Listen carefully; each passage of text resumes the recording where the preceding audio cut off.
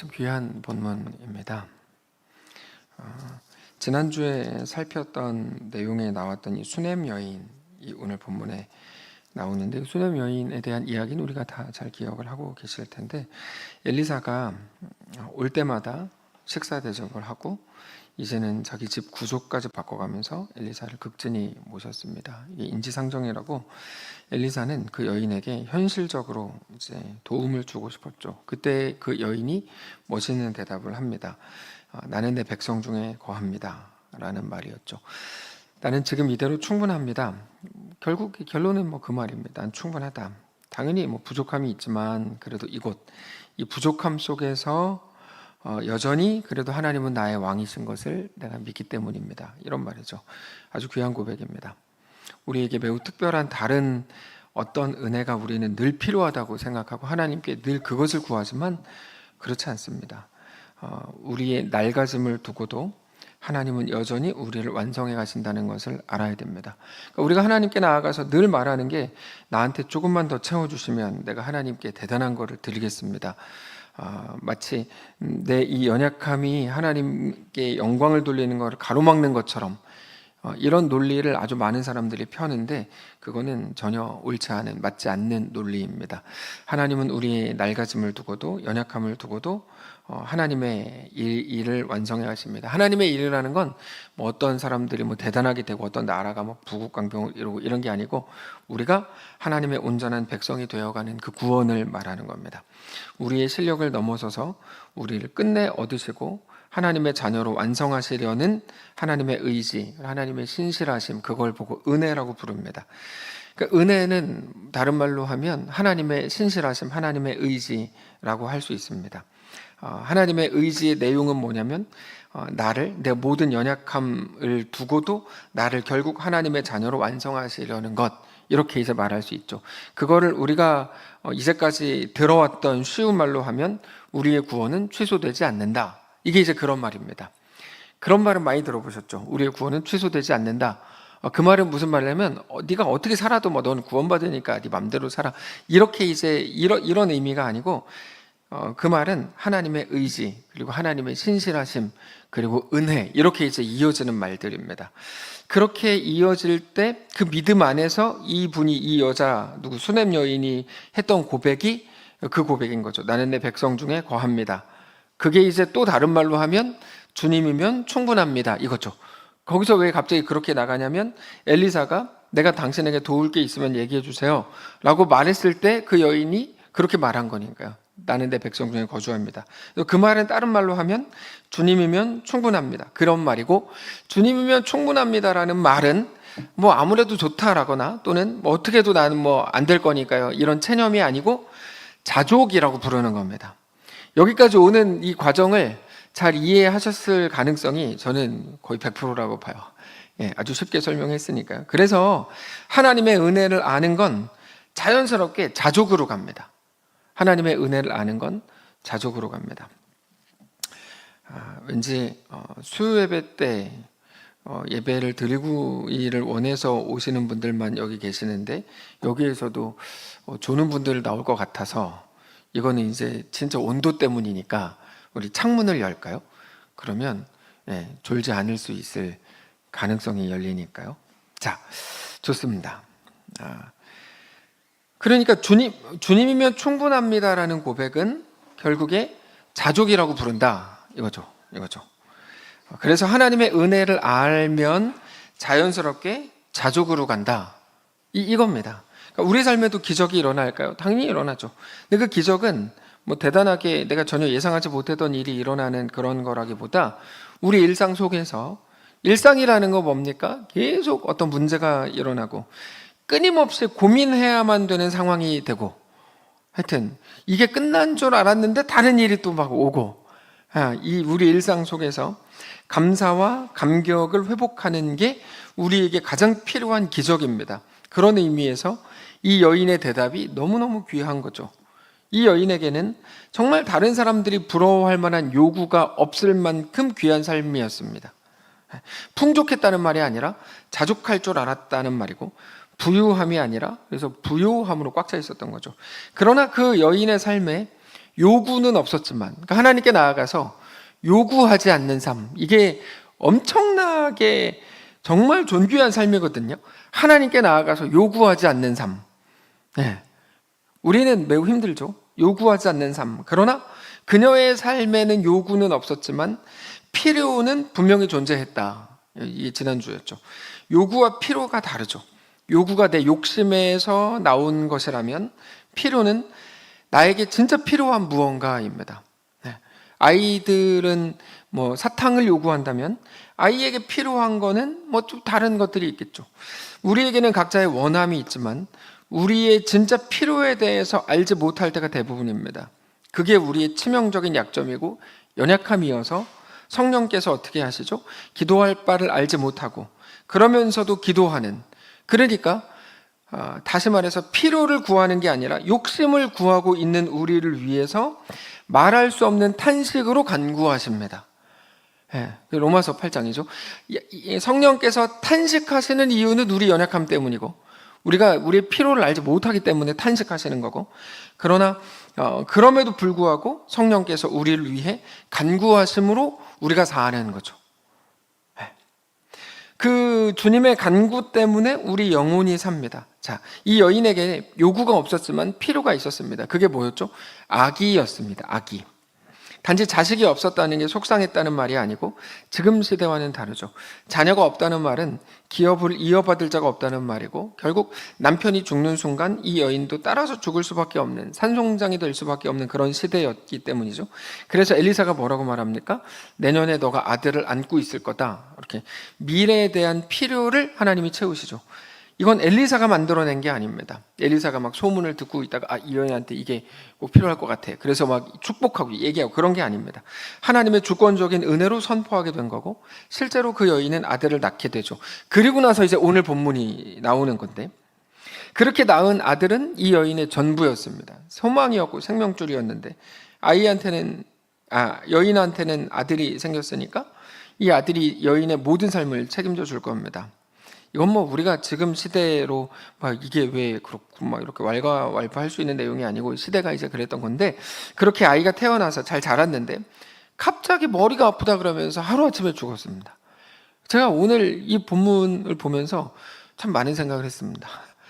두통을 자주 느끼는 우리들, 하여튼 머리가 아프다 그러더니 그냥 그날 바로 죽었어요. 18절 보면 이게 마침 또 18절에 나오네. 그 아이가 자라매 하루는 추수꾼들에게 나가서 그의 아버지에게 이르렀더니 그 아버지에게 이르되 내 머리야 내 머리야 하는지라. 그의 아버지가 사원에게 말하여 그의 어머니에게로 데려가라 하매 곧 그 어머니에게로 데려갔더니 낮까지 어머니의 무릎에 앉아 있다가 죽었다. 이렇게 되어 있습니다. 그냥 죽은 거죠. 이 어머니가 견디기 힘들었겠죠. 아이가 자라서 어느 정도 말도 하고 재롱도 떨고 돌아다닐 만큼 제법 자란 건데 뭐 확실하진 않지만 유치부쯤 됐겠죠. 이 아이의 엄마는 아이의 갑작스러운 죽음 때문에 견딜 수가 없었습니다. 근데 이 어머니가 어떻게 하는지 보세요. 21절 보면 그의 어머니가 올라가서 아들을 하나님의 사람의 침상 위에 두고 문을 닫고 나와서 그 남편을 불러 이르되 청하건대 사원 한 명과 나귀 한 마리를 내게로 보내소서. 내가 하나님의 사람에게 달려갔다가 오리이다. 갑자기 엘리사를 찾죠. 자, 이게 이제 오늘 본문에서 가장 중요한 핵심 중에 하나인데 뭐냐면 우리는 죽으면 끝이라고 생각합니다. 죽으면 끝입니다. 그래서 죽지 않으려고 최선을 다하는 거죠. 이제 우리의 실력이고 우리의 지혜거든요. 죽지 않을 모든 방법을 다 찾는 거죠. 죽지 않으려고 뭐 머리도 쓰고 죽지 않으려고 막 화도 막 냈다가 죽지 않으려고 하여튼 이것도 하고 저것도 합니다. 그래서 그러다가 어떤 일을 다 끝나면 그 일을 중단하죠. 신약 성경에 나오는 야이로 기억나시죠? 야이로가 자기의 자식이 이제 죽게 생겨가지고 예수님께 부탁을 하러 갔죠. 근데 예수님이 오시던 길에 자기의 그 종들이 와가지고 당신 딸이 죽었습니다. 이 얘기를 듣죠. 더 이상 예수님을 괴롭게 하지 마십시오. 이게 무슨 말이냐면 죽었으니까 끝이다 이 말이거든요. 네, 물론 예수님께서 이제 그를 구하시지만 어떤 일이 끝나면 중단합니다. 끝났으니까. 이거 끝나기 전까지만 하여튼 최선을 다해서 기도하고 막 다 하는데 끝나면 이제 끝나는 거죠. 근데 최소한 이 여인에게 있어서 죽음은 끝이다. 이거는 아니었습니다. 그 이유가 뭐였죠? 아직 하나님의 사람이 있으니까, 더 정확하게는 하나님이 계시니까. 그러니까 이 구조가 아주 굉장히 중요한데 사실 성경에 몇 번 나오지 않는 매우 독특한 구조예요. 그래서 다른 본문에는 항상 죽지 않으려고 막 하다가 결국에 사는 이런 본문들이거든요. 예수님의 제자들이 탄 배가 풍랑 때문에 난리가 났을 때 예수님을 막 깨우죠. 우리는 다 죽었다 막 이렇게 됐죠. 예, 그런 것들도 그들이 죽기 전에 일이 해결되는 그런 구조인데 오늘 본문은 매우 특이한, 그러니까 지난 본문과 오늘 본문까지 이어지는 이 수넴 여인은 하여튼 엄청난 사람입니다. 이 사람은 정말 엄청난 사람입니다. 예, 죽음은 끝이다라고 생각하지 않았죠. 그 이유는 하나님이 계시니까. 예, 이게 중요합니다. 눈에 보이는 그 어떤 현상이 전부가 아니다 이거죠. 이 여인이 생각할 때 죽었는데 무조건 살아날 거야 이래야 된다는 게 아니고, 이 명제 죽음은 끝인가? 그렇지 않다. 왜? 하나님은 창조의 하나님이시기 때문이다. 최소한 이 여인에게는 죽음이 끝이 아니었던 게 확실합니다. 엘리사를 찾아가죠. 근데 이 여자의 남편은 그렇게 하지 않았죠. 이 여자의 남편은 죽음은 끝이라고 믿는 사람이었습니다. 그래서 이렇게 말합니다. 23절. 사실 23절이 중간에 한 구절 딱 나오는 매우 이게 이제 황당한 구절인데, 그 남편이 이르되 초하루도 아니요 안식일도 아니거늘 그대가 오늘 어찌하여 그에게 나아가고자 하느냐 하는지라. 그러니까 뭐라 그럴까요? 하여튼 아주 긴박하게 흘러가는 어떤 영적 흐름 한가운데 있는, 전혀 영적 흐름을 헤아리지 못하고 있는 세상 한가운데 있는 어떤 한 남자. 이제 오늘 본문에 나오는 그 남편입니다. 그 남편. 안식일도 아닌데 왜 엘리사한테 갑니까? 그러니까 여인이 뭐라 그러죠? 평안을 비나이다 이렇게 하죠. 그러니까 우리가 해야 될 말이 아주 분명해진 거예요. 누가 엉뚱한 소리들을 자주 우리가 신앙생활 하다 보면 하잖아요. 그럼 그분들에 대해서 네가 몰라서 그래 이 멍청한 놈아 이럴 게 아니라 그냥 평안을 빕니다 이렇게 하는 거예요. 이상한 소리 하는 사람들 많거든요. 막 믿음 없이 막 이상한 사람들 정말 많잖아요. 우리 눈에나 이상한 거지 세상에 볼 때 우리가 이상한 건데, 그들에게 대해서 샬롬 이렇게 말하면 됩니다. 평안을 비나이다 이렇게. 안식일도 아닌데 왜 엘리사한테 갑니까? 라고 이제 묻는 사람에게 이제 무슨 상황인지 몰라서 그러는 거죠. 근데 이 평안을 빕니다라는 그 말은 그녀의 믿음이 들어있는 말인데 단지 조롱하는 말이 아니고, 나에게는 죽음이 끝이 아닙니다. 하나님이 우리에게 평안을 주실 겁니다. 그래서 엘리사가 게하시를 통해서 평안하냐라고 물어봤을 때 평안하다. 근데 아주 구체적으로 물어보거든요. 너의 남편이 평안하냐? 너가 평안하냐? 아들이 평안하냐? 평안하다 이렇게 말해요. 그러니까 단지 잘 된다라는 의미라거나 꼭 다시 살아난다라는 의미가 아닐 수 있어요. 다만 우리가 원하고 구하지 않았던 아이를 주신 하나님이라면, 우리의 요구가 아닌 필요에 집중하시고 필요를 채우셨던 하나님이라면, 지금의 우리의 필요를 신실하게 아시는 하나님이 우리에게 가장 필요한 것 역시 채워주시겠죠 라는 의미죠. 그건 우리의 기대나 어떤 우리의 상상으로도 그릴 수 없는 일이죠. 왜냐하면 아이라는 것도 이 여자가 그린 건 아니었거든요. 다만 하나님의 창의적이고 창조적인 방식으로 하나님이 이루시겠죠. 자, 신앙이 뭘까요? 바로 그 하나님을 믿는 겁니다. 신앙은. 믿음에서 제일 중요한 건 믿음의 대상과 믿음의 내용입니다.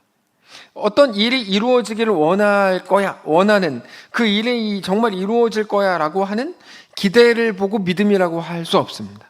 많은 사람들이 이제 그거가 믿음이라고 사기치지만 사실 그건 믿음이 아닙니다. 믿음은 정확히 하나님을 믿는 겁니다. 그래서 내가 생각하는 상황을 언제나 압도하는 거죠. 어떤 상황에서도 라는 이 말이 믿음에서 가장 중요한 말 중에 하나입니다. 어떤 상황에서도. 왜냐하면 그것보다 하나님이 더 크신 것을 알고 믿기 때문입니다. 우리는 하나님을 믿는 거죠. 정확히는 나의 필요를 채우실 하나님을 믿는 건데, 나의 필요라는 건 내가 모르죠. 내가 나한테 뭐가 필요한지는 모르죠. 하나님이 아십니다. 하나님은 나보다 나를 더 사랑하시고 나보다 나를 더 잘 아신다고 말할 수도 있죠. 우리는 그 하나님을 신뢰합니다. 나의 오늘에 대한 어떤 판단보다도 하나님의 완전하심을 더 믿죠. 더 믿죠. 우리는 하나님을 믿어야 됩니다. 그 하나님으로 인해서 세상이 주지 못하는 놀라운 평안을 우리는 비로소 소유하게 되는 거죠. 그래서 평안하냐? 네, 평안합니다. 평안합니다. 계속 얘기하죠. 자, 이 여인이 갈멜산으로 갑니다. 갈멜산까지 약 24km 정도가 떨어져 있다고 알려져 있는데 단숨에 갔겠죠. 엘리사가 보니까 저 멀리에서 그 여인이 왔어요. 너무 반가워가지고 사환 게하시를 먼저 보냅니다. 다 잘 지내십니까? 평안하시죠? 남편 잘 지내세요? 당신 잘 지냅니까? 아이도 잘 있죠? 물어봤어요. 엘리사는 여인의 아이가 죽은 걸 당연히 몰랐습니다. 그때 여인이 이렇게 대답하죠. 평안합니다. 사실 평안하지 않은데 평안하다고 말하죠. 오직 주 안에서 라는 의미이기도 하겠고, 또 하나는 게하시한테는 굳이 설명할 필요가 없으니까 이렇게 대답한 거겠죠. 25절을 보면 드디어 갈멜산으로 가서 하나님의 사람에게로 나아가니라. 하나님의 사람이 멀리서 그를 보고 자기 사환 게하시에게 이르되 저기 수냄 여인이 있도다. 너는 달려가서 그를 맞아 이르기를 너는 평안하냐? 너의 남편이 평안하냐? 아이가 평안하냐? 3번을 다 물었죠. 여인이 대답하되 평안합니다. 그러나 그녀가 엘리사를 보았을 때는 전혀 평안할 수가 없었습니다. 막 달려가가지고 발을 안고 엉엉 울었겠죠. 게하시는 하여튼 성경에 나오는 하여튼 부족한 인물의 대표적인 인물 중에 한 명인데, 게하시가 뭐 하는 거냐? 떼어놓으려고 할 때 엘리사도 몰랐거든요. 무슨 이유인지. 근데 가만둬라. 지금 영혼이 괴로워하고 있지 않냐? 너는 왜 그렇게 애가 이렇게 생각이 없냐? 그러면서 이제 혼냈죠. 근데 엘리사도 이 여인이 왜 그러고 있는지 몰랐어요. 단지 괴로워하고 있다는 건 알고 있었죠. 27절 산에 이르러 하나님의 사람에게 나아가서 그 발을 아는지라. 게하시가 가까이 와서 그를 물리치고자 하매 하나님의 사람이 이르되 가만두라. 그의 영혼이 괴로워하지만 여호와께서 내게 숨기시고 이르지 않았기 때문에 나는 왜 괴로워하는지 모른다. 다만 영혼이 괴로워하고 있지 않냐. 그러다가 엘리사도 곧 그 이유를 알게 되죠. 그리고는 게하시에게 자기의 지팡이를 주면서 이거를 아이 얼굴에 갖다 올려놔라 이렇게 말합니다. 그리고는 가는 길에 아무와도 말하지 마라. 29절 엘리사가 게하시에게 이르되 너의 허리를 묶고 내 지팡이를 손에 들고 가라. 사람을 만나거든 인사하지 말고 사람이 너에게 인사를 하더라도 대답하지 말고 내 지팡이를 그 아이 얼굴에 놓으라 하는지라. 왜 이렇게 하는 건지 모릅니다. 근데 가끔 보면 요즘 한국에 스스로 신비하다고 말하는 사람들 중에 자꾸 이런 거를 따라하고 흉내내는 사람들이 있어요. 근데 중요한 건 그런 게 아니에요. 뭐를 어떻게 하고 다 아는 것처럼 말하고 이렇게. 근데 중요한 건 그런 게 아니고 엘리사가 이렇게 했고, 그때 여인은 직접 같이 가주기를 부탁합니다. 30절에 아이의 어머니가 이르되 여호와께서 살아계심과 당신의 영혼이 살아계심을 두고 맹세하노니 내가 당신을 떠나지 아니하리이다. 엘리사가 이에 일어나 여인을 따라갔다. 여호와께서 살아계심과 당신의 영혼이 살아계심을 두고 맹세하노니 내가 당신을 떠나지 아니하리이다. 이 말이 엘리사의 마음을 울렸던 것 같아요. 왜 그러냐면 잘 기억을 해보시면 이 표현이 되게 감성적인 표현인데, 왜냐하면 이거는 엘리야가 하늘에 올라가기 직전에 엘리사가 엘리야한테 했던 말이에요. 그러니까 나도 얼마 전에 엘리야한테 저 말 했는데 그때 엘리야의 사가 생각이 난 거죠.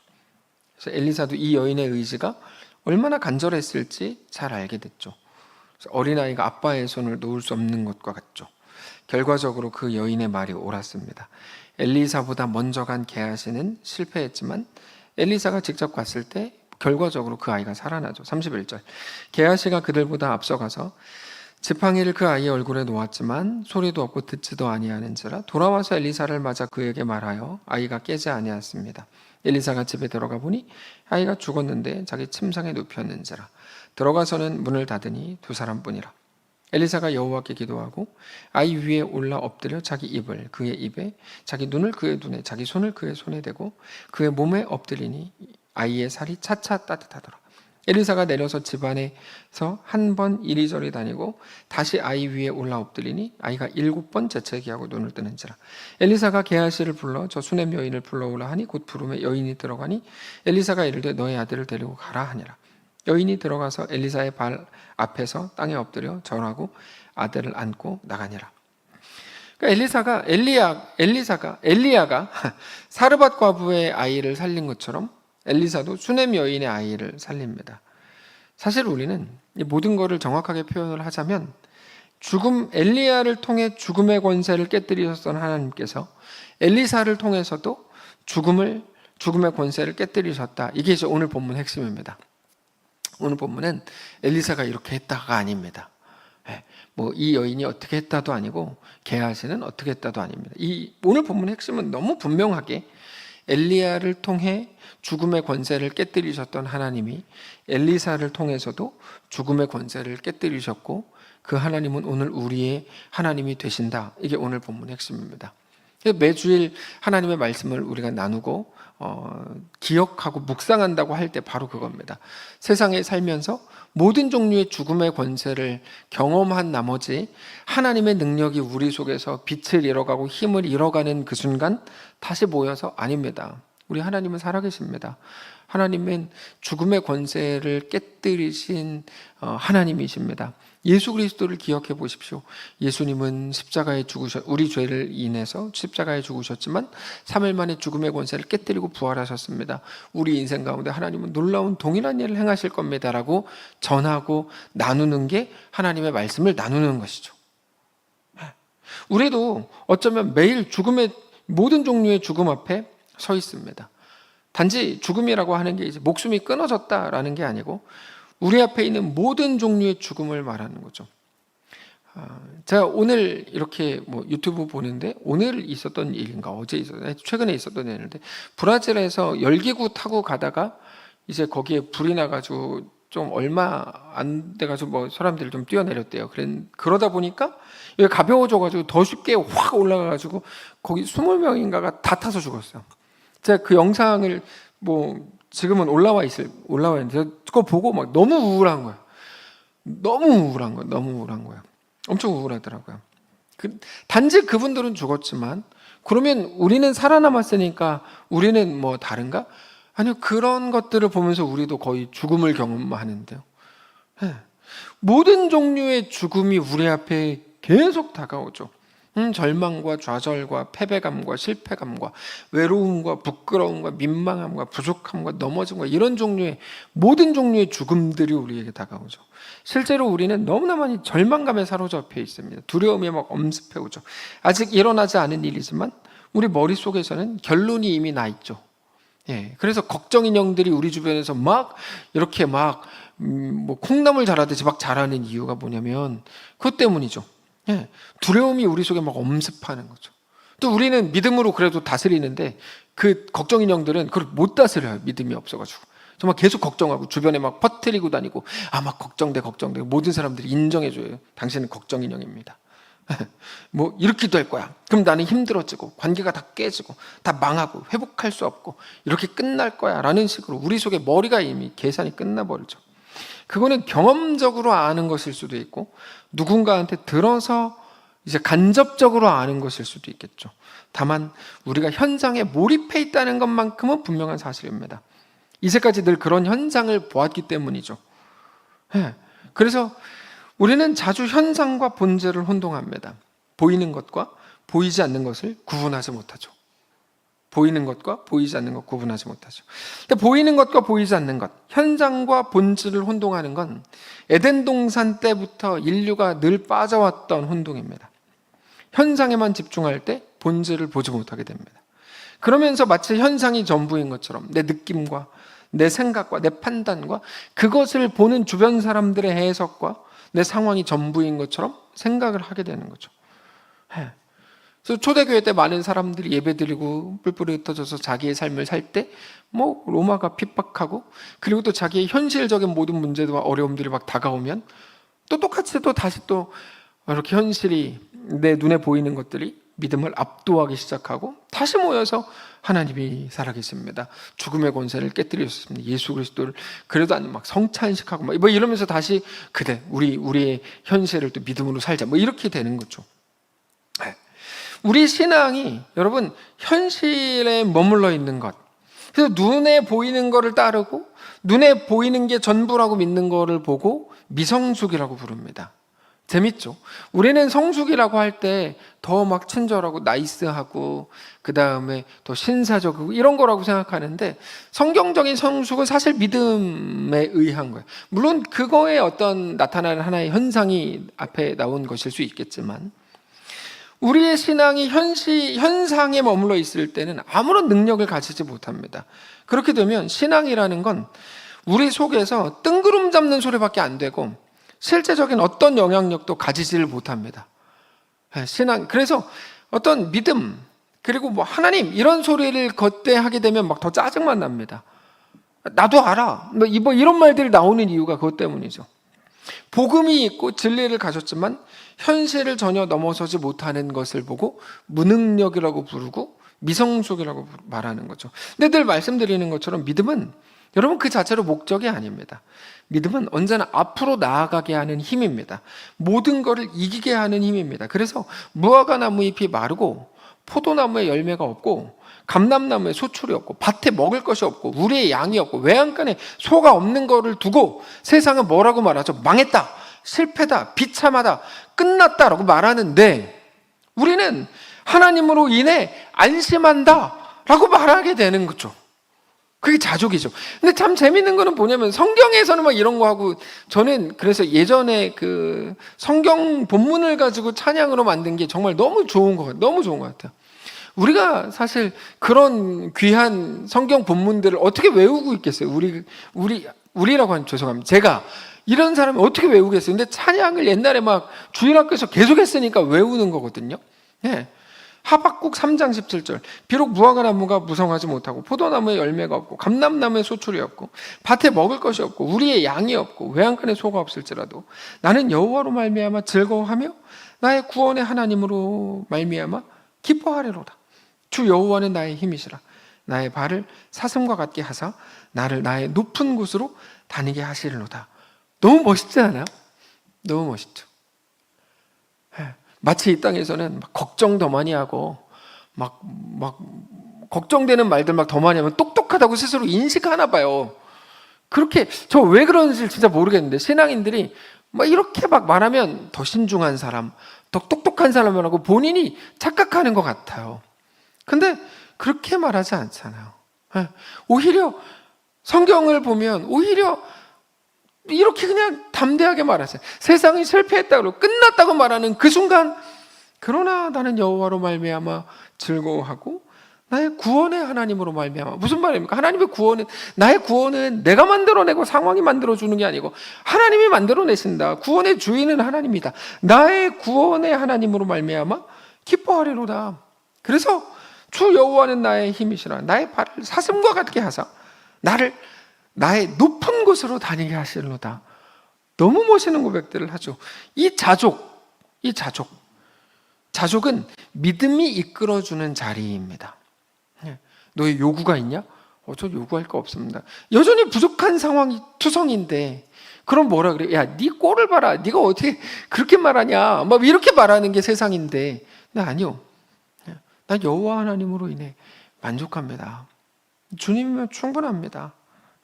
그 믿음이 이끌어주는 자리. 어떤 믿음? 여러분, 믿음은 또 말씀드리지만 하나님에 관한 것입니다. 이 상황이 이렇게 될 거를 나는 믿어. 그거는 믿음이라고 부르는 게 아니에요. 네. 믿음은 하나님은 창조주 하나님이다. 하나님의 창조는 없는 것에서 있는 것으로 부르시고, 그러니까 하나님이 야, 너 이거 해. 그럼 난 아무것도 없는데 뭘 하라는 거예요. 그러니까 이거는 말이 안 되는 항변인 거죠. 너 이거 해. 그럼 네, 주님이 창조주 하나님이신데 내가 이걸 뭐 못하겠습니까? 완성해라고 하면 완성 못할 수 있지만 넌 여기에 발을 담궈. 요단 넘실거리는 창이란 요단강 앞에서 언약궤를 맨 제사장들이 그들의 발을 담글 때 요단강이 멀리서부터 이제 물이 멈추어서잖아요. 바로 그거죠. 언제 물을 가르라 그랬어요. 내가 물을 어떻게 갈라요? 물을 가르는 게 아니고 발을 담궈. 그거는 할 수 있는 거죠. 하나님이 우리에게 명령하시는 건 언제나 그거거든요.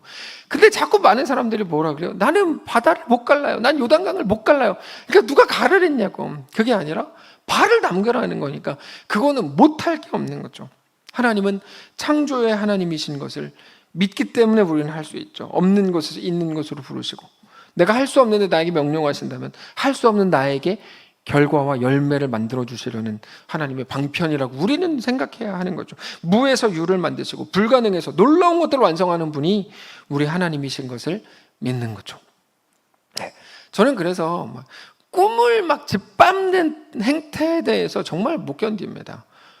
더 꿈을 꾸고 꿈을 막 더 꾸고 나 하나님 나에게 맡기시면 난 뭐 내 인생 하나님께 드립니다. 마음껏 선포해야 되는 게 우리 인생인데, 야, 네 지금 네 현실을 봐. 야, 이거 네가 어떻게 하려고 그래? 그거는 옳지 않죠. 그래서 없는 것, 무너진 것, 불가능한 것이라고 말하는 모든 것들에 머물러 있지 않게 하는 것, 그게 믿음입니다. 하나님 때문에죠. 거기서 멈추지 않고 한 발자국 더 나가게 하는 거죠. 더 나가게 하는 것. 그게 바로 성도의 능력입니다. 성도의 능력은 그래서 세상이 볼 때는 대책 없는 거죠. 대책 없는 거. 그러나 그게 진짜 존귀함입니다. 오늘 본문이 그거를 말해주는 겁니다. 단지 위협이나 협박이 아니라 실제적인 죽음마저도 거기에 머물러 있지 않게 하는 거죠. 죽으면 끝인데 누구나 거기 머무르는데 거기 머물러 있지 않게 하는 것. 그게 예수님의 죽으심이었고 부활이었죠. 모든 세상, 심지어 예수님의 제자들조차 예수님의 죽으심 앞에서 멈췄습니다. 딱 멈췄어요. 다 끝났다고 생각했고 그래서 흩어졌죠. 그러니까 베드로도 예수님이 죽으시기 전에 내가 십자가 지고 죽을 거야, 비로소 3일 만에 부활할 거라고 말씀하셨을 때 가로막으면서 절대 그런 일이 없을 거야 라고 하다가 사탄화가 된 거죠. 그렇게 예수님의 죽음을 막으려고 최선을 다했던 건데, 예수님은 아니요, 죽음 이후가 있는데 부활하셔야 되는데 내가 죽어야 부활하는데 못 죽게 하면 도대체 어쩌겠다는 거냐, 예수님의 말씀이죠. 이 사탄아, 그래서 나온 거죠. 예수님은 죽으셨고 부활하셨고, 부활하셨을 뿐 아니라 더 놀라운 건 뭐냐면 그들을 찾아가셔서 그들을 새롭게 하셨습니다. 지난 수요일에 말씀드렸죠. 엠마오로 가던 제자들에게 예수님 나타나셨다. 히브리서 말씀처럼, 야, 그의 내가 고난을 통해서 영광을 얻게 된다는 걸 왜 몇 번을 얘기하냐. 그러면서 고난이 생명이 되게 하시는 하나님의 능력으로 그들을 이끄셨죠. 자, 하나님께서 우리 인생에 꽃을 피우시는데 어디에서 꽃을 피우시냐면 잘 준비된 것에서, 온실에서 꽃을 피우시지 않습니다. 하나님 그렇게 행하신 적을 저는 성경에서 한 번도 본 적이 없습니다. 어디서 피우시느냐? 광야에서 꽃을 피우시고 죽음에서 꽃을 피우시더라고요. 하나님은 항상 그러세요. 홍해를 가르친 하나님이라고 나오는 이유가 뭡니까? 야, 그 사람이 부잣집에 태어나가지고 잘 먹고 잘 살고 떵떵거리고 살다가 야, 열매 맺고 죽었다. 여러분, 이거는 세상이 부러워하는 것일 뿐 성경에는 나와 있지 않은 겁니다.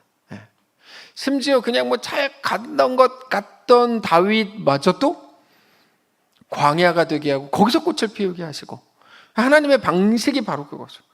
그러니까 우리 내 인생이 지금 왜 이런 거지? 그건 너무 분명한 거죠. 꽃을 피우시기 위해서죠. 오늘 본문이 우리에게 그걸 다시 한번 소개하고 있는 겁니다. 우리 신앙은 언제나 하나님을 향해야 합니다. 하나님을 향한다는 말은 모든 현실 속에서 하나님이 누구신지를 다시 기억하라는 겁니다. 그래서 하나님과 우리와의 관계가 가장 소중한 본질입니다. 하나님이 누구신지를 아는 것, 기억하는 것, 자기 영혼에게 하나님이 누구신지를 선포하는 게 바로 신앙입니다. 신앙은 몇 가지 규칙을 지킨 결과 이 땅에서 더 잘 되는 게 아닙니다. 오히려 이 땅에서 더 잘 되는 것과는 아무런 관계가 없는 겁니다. 신앙은 이 땅에서 잘 되는 것과는 아무런 관계가 없는 겁니다. 그저 모든 순간, 근데 비겁한 사람들이 자꾸 이 두 개를 연결시켜가지고 치사하게, 그렇지 않습니다. 그저 모든 순간 하나님이 누구신지, 하나님 누구시죠? 나의 왕이시고, 하나님 나의 창조주이시고, 나를 온전히 이끄시는 분인 것을, 나에게 대한 완전한 계획을 가지시고, 그렇게 하나님의 백성으로, 주의 자녀로 완성하고, 그렇게 완벽한 구원을 완성하실 분이시라는 사실을 매 순간 인정하고 굴복하고 고백하는 것, 그게 신앙이죠.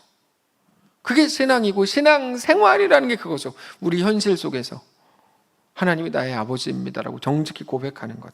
그래서 오늘 본문이 마치 기적 이야기인 것 같지만 그렇지 않고, 오늘 본문은 하나님이 누구신가를 드러내 보여주는 매우 소중한 본문입니다. 우리는 이 본문을 통해서 하나님이 누구신가 하는 것을 정확히 다시 확인해야 됩니다. 우리가 믿는 하나님이 바로 그 하나님이십니다. 우리는 우리 하나님이 어떤 분이신지 알고 믿고 붙든 마음, 붙드는 믿음을 가지고 우리 일상으로 들어가야 됩니다. 하나님의 어떠하심은 단지 하나의 정보가 아니고 우리가 믿는 믿음의 내용입니다. 우리가 믿는 믿음의 대상이 하나님이시라면 우리가 믿는 믿음의 내용은 나의 기대가 아니라 하나님의 어떠하심입니다. 내가 믿는 하나님이 누군지, 어떤 분인지 확인해야 됩니다. 그게 우리의 현실 속에서 온전한 믿음의 내용이 되는 것이죠. 우리 하나님을 진이의 램프 취급하면 안 됩니다. 하나님을 우습게 만드는 것밖에 안 됩니다. 우리 요구를 들으시는 분으로 생각하면 안 됩니다. 진이의 램프라는 건 내 요구를 듣는다 이 말인데, 하나님을 종 취급하면 안 됩니다. 하나님은 그렇게 우스운 분이 아닙니다. 우리가 요구하는 대로 다 들어주는 방식으로 우리를 이끌지 않습니다. 우리 하나님은 무작정 퍼주기식으로 우리를 대하지 않습니다. 하나님은 바보가 아닙니다. 하나님은 우리 영혼을 가장 정확하게, 가장 제대로 완성하실 겁니다. 그 하나님을 믿으시기 바랍니다. 그래서 하나님에 대한 신뢰가 없으면 신앙생활은 불가능합니다. 하나님에 대한 신뢰가 없는데 어떻게 신앙생활을 합니까? 그러니까 신앙생활이라는 게 교회 오고 뭐 헌금하고 뭐 봉사하고 이게 신앙생활이다. 그러면 할 수 있죠. 근데 신앙생활은 그런 게 아니잖아. 내 생각과 다를 때 원망하게 되고 실망했다고 말하게 되고 저런 사람일지 몰랐어 라는 말이 그래서 나오는 거고, 그런 말 대표적인 이 교회에는 사랑이 없어, 이게 이제 이렇게 자꾸 말하는 이유가 뭐냐면 그것 때문이에요. 믿음이 기반이 아닌 상태로 무언가를 하려고 하면 자꾸 그렇게 돼요. 그러니까 인상을 쓰게 되고, 설교 시간에도 보면 여기는 없는데 인상 쓰는 사람들이 몇 명 있거든요. 어차피 그분들은 뭐 수협에 설교를 안 들을 거기 때문에 제가 편하게 말하는데, 그분들의 이유가 있어요.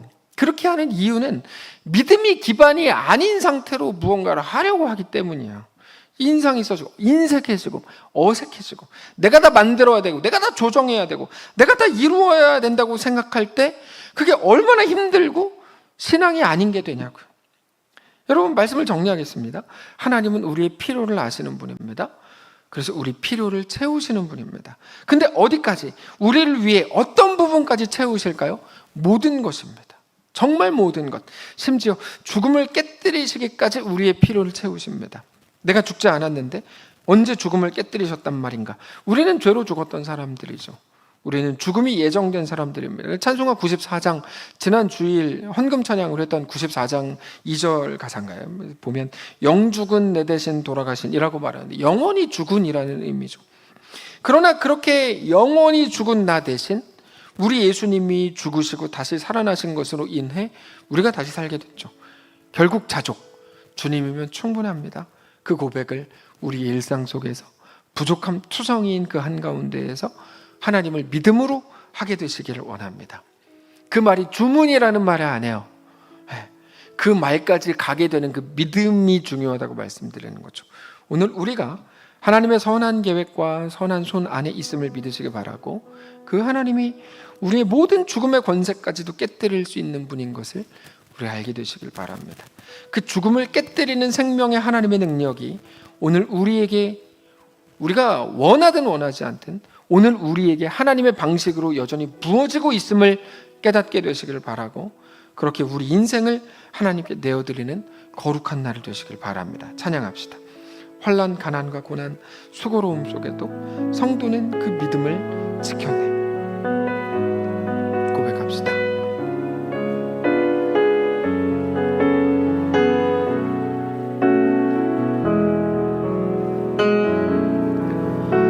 환난, 가난과 고난, 수고로움 속에도 성도는 그 믿음을 지켜내.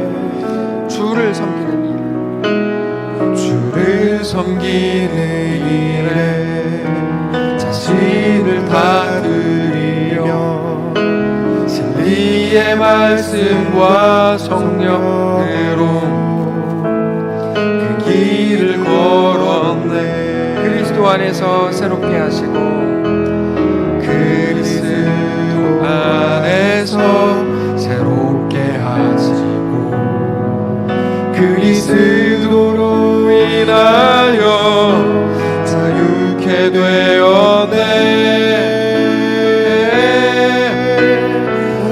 우리는 무명한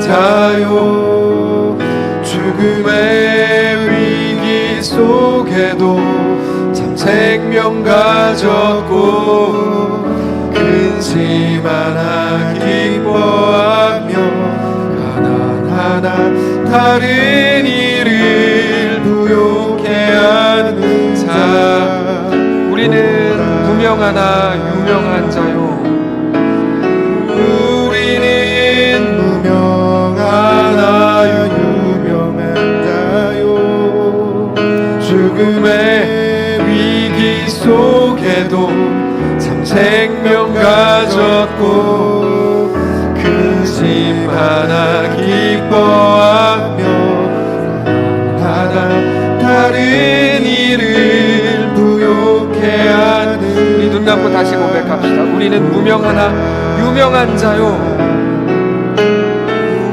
우리는 무명하나 유명한 자요 죽음의 위기 속에도 참 생명 가졌고 참 생명 가졌고 근심 하나 기뻐하며 가난한 다른 이를 부욕해 하는 자로다. 부욕해 하는 자로다. 아까 하박국의 그 고백 너무 멋있는 정말 너무 멋있는 고백인데 오늘 우리 입술에도 두기를 하나님이 그렇게 원하시는 고백입니다. 비록 무화과 나무가 무성하지 못하고 포도나무에 열매가 없고 감람나무에 소출이 없고 밭에 먹을 것이 없고 우리의 양이 없고 외양간에 소가 없어서 세상은 너 망한 거야, 너 실패했어, 비참해져서 끝났어 라고 말하는 그 현상 한가운데에서 그러나 나는 여호와로 말미암아 즐거워하며 나의 구원의 하나님으로 말미암아 기뻐하리로다. 내가 좀 돕고 싶습니다. 도울 게 없습니까? 난 없어도 됩니다. 내가 다 가졌기 때문이 아니라 하나님을 가졌기 때문입니다. 나는 내 백성 중에 거주합니다. 우리 조용히 묵상하면서 다시 한번 기도하시길 원하는데 하나님, 사실 여러분 그 고백은 강요일 수 없잖아요. 나에게 믿음을 주셔서 믿음을 가지고 내 일상을 보게 하시고 내 현실을 보게 하시고 내 고민을 보게 하시고 내 아픔과 비참함과 연약함을 보게 하시고 내 절망을 보게 하셔서 내가 보는 내 인생이 아니라 하나님이 보시는 나의 인생으로 새로워지게 하시고 그렇게 모든 순간 하나님과 믿음으로 동행하게 하시옵소서. 저희 묵상하면서 1, 2분간 기도하고 마치겠습니다. 기도하겠습니다. 주님.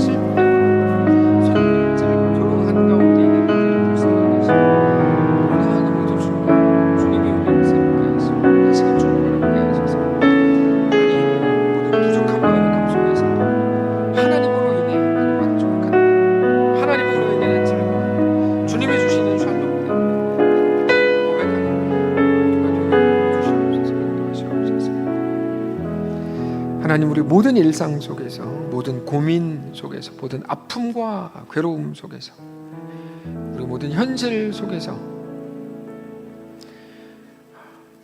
하나님을 바라보게 하시고 하나님이 나의 왕이신 것을 고백하고 확인하게 하여 주시옵소서. 홍해에서, 광야에서, 요단강에서 꽃을 피우시는, 죽음에서 부활을 이루시는 우리 하나님이시는 것을 다시 확인하고 내 인생 속에도 동일한 역사를 이루고 나의 인생을 완전한 구원으로 완성하시겠다고 하는 하나님의 약속을 붙든 자들로 우리 일상으로 다시 돌아가는 사랑하는 모든 성도들 되게 하여 주시옵소서. 말씀 앞에 서고 말씀을 묵상할 때는 그럴 것 같고 괜찮은 것 같은데 우리 일상에 대한 끊임없이 올라오는 우리 고민에 대한 일들 앞에서는 완전히 무기력해졌던 우리를 불쌍히 여기시고 이제는 나의 기대가 아니라 하나님에 대한 확인, 하나님에 대한 믿음, 하나님에 대한 굴복으로 우리 인생을 다시 새롭게 세워나가는 거룩한 삶이 다 되게 하여 주시옵소서. 사랑하는 성도들 그렇게 평안하게 하시고, 그렇게 즐거움이 끊이지 않게 하시고, 그렇게 감사가 우리 인생 속에 넘쳐나는, 그렇게 진정한 샬롬을 누리는 사랑하는 우리 교회에 속한 모든 세대, 모든 성도들이, 모든 가정이 다 되게 하여 주시옵소서. 우리 주인 되신 살아계신 우리 주 예수님의 이름으로 기도합니다. 아멘. 하늘에 계신 우리 아버지여, 이름이 거룩히 여김을 받으시오며 나라가 임하시오며 뜻이 하늘에서 이룬 것 같이 땅에서도 이루어지이다. 오늘 우리에게 일용할 양식을 주시고, 우리가 우리에게 죄진 자를 사하여 준 것 같이 우리 죄를 사하여 주시고, 우리를 시험에 들게 하지 마시고 다만 악에서 구하시옵소서. 대개 나라와 권세와 영광이 아버지께 영원히 있사옵나이다. 아멘.